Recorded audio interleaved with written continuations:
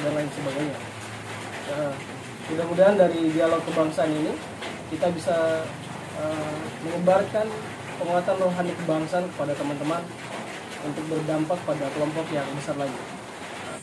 وَمَا رَمَيْتَ إِذْ رَمَيْتَ وَلَكِنَّ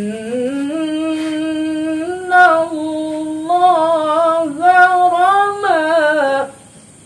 Teman-teman, saudara semua di mana saja berada, pada malam hari ini kita akan membahas, mengkaji, menelaah, dan untuk mendapatkan sebuah wawasan-wawasan baru bagaimana kita menjadikan masjid sebagai pusat kajian tentang rohani kebangsaan. Sebenarnya bukan sebab bambu runcing, tapi dibalik daripada bambu runcing itu ada dorongan spiritual yang begitu luar biasa. Itu sebenarnya. Karena masa-masa itu masa metafisika yang begitu tinggi. Mungkin di sisi lain karena pengaruh kita terzalimi oleh negara lain, jadi doanya itu bahkan menjadi senjata yang melas menjadi, sehingga tangan ini bisa jadi parang gitu kan, itu luar biasa. Informasi dari Al-Quran terkait dengan kemerdekaan ini sebenarnya seperti apa? Silakan. Ini sangat luar biasa. Sebelum Indonesia merdeka, Allah Subhanahu wa taala sudah mencantumkan hal ini di dalam Al-Qur'anul Karim. Luar biasa. 17. Ya, tanggal 17 ayat 17 bulan 8 ya. Surah Al-Anfal itu surah yang ke-8. Ya. Ini yang dibahas ini adalah tanggal 17 ayat 17 pada surah Al-Anfal. Jadi secara langsung itu ada dorongan langsung spiritual yang tadi dijelaskan, itu langsung timbul ketika ya mereka berperang dengan para penjajah. Jadi, Ustadz Safi tambahkan sedikit terkait dengan ini. iya. Jadi ketika Rasul Shallallahu Alaihi Wasallam mengatakan kepada Abu Bakar, Inna Allah ma'ana, ya, jangan takut Abu Bakar, tidak usah cemas Abu Bakar. Inna Allah ma'ana, Allah bersama kita. Allah bersama kita itu dalam artian orang-orang yang beriman. Allah Subhanahu wa taala. Siapakah orang-orang yang beriman itu? Mereka yang tarahum ruk'an sujada. Ya, mereka yang ruku, tarahum ruk'an sujada. Mereka yang ruku, yang sujud, yang kesibukannya mengurus masjid. Subhanallah. Jadi masjid ini sangat luar biasa. Orang yang jauh dari masjid, maka dia jauh dari Allah Subhanahu wa taala. Bayangkan rumahnya Allah itu ada pada masjid. Kalau masjid sudah tertanam di dalam hati kita ini, maka insya Allah semua itu akan diurus oleh Allah. Secara otomatis rohani kebangsaannya baik. Baik. Kebangsaan. Ya, rohani kebangsaan tadi tuh. Ya. Bagaimana penataan rohani kita gitu. Penataan rohani kita dengan baik, menghilangkan yang namanya sifat atau penyakit-penyakit hati, misalnya dengki. Ini sebenarnya problem besar. Problem bangsa. Ya, problem bangsa ini. Nah, terjadinya kan perpecahan politik itu dari situ. Gitu. Jadi kita mengalami perpecahan ini akibat kita lagi krisis rohani kebangsaan. Nah, itu makanya perlu masjid.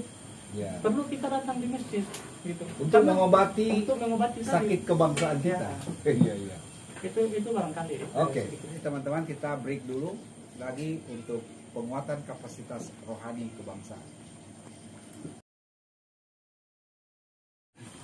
Menarik juga punya diskusi kita pada malam ini ya. Meskipun tema tentang rohani kebangsaan ini juga bisa kontroversial nih. Menempatkan rohani di masjid itu kayaknya nggak lazim juga tuh ya. Kata agama, kata Tuhan, kata iman dan takwa, apalagi kata itu memang muncul dengan terminologi yang berbeda-beda. Kalau kita lihat di pembukaan itu, kita temukan ada kata Tuhan ya. Kita temukan ada di Pancasila kan ada Tuhan kan. Di alinea pertama, alinea ketiga ya, kita temukan kata Allah. Allah yang Maha Kuasa. Atas berkat rahmat Allah yang Maha Kuasa. Dan didorong oleh keinginan luhur serta yang bersifat kebangsaan.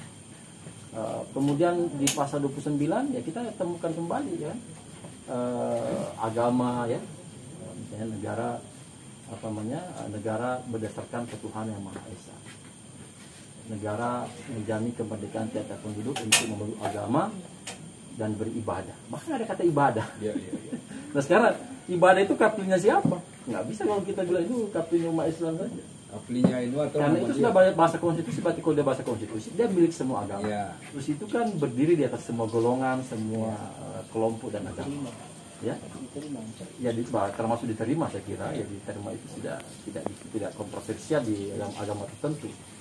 Nah karena itu saya kira rohani kebangsaan, terminologi kata ini saya kira tidak ada persoalan.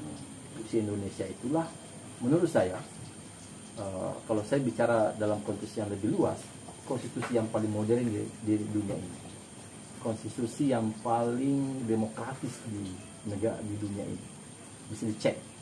Kalau kita bicara konstitusi, Indonesia sangat modern. Modern dalam arti dia bisa menjawab tantangan sama. Dia bisa hidup di keadaan apapun. Konstitusi kita. Satu-satunya konstitusi di dunia ini itu yang mendudukkan levelnya sama, ya, atau mengakomodasi 3 kedaulatan sekaligus hanya konstitusi Indonesia. Bahkan 4. Pertama, kedaulatan rakyat. Kedua, kedaulatan Tuhan. Diatur dalam pasal 29 ayat 1. Karena berdasarkan ketuhanan yang Maha Esa. Masya Allah. Kedaulatan hukum. Pasal 1 ayat 3. Negara Indonesia adalah negara hukum. Bukan hanya itu.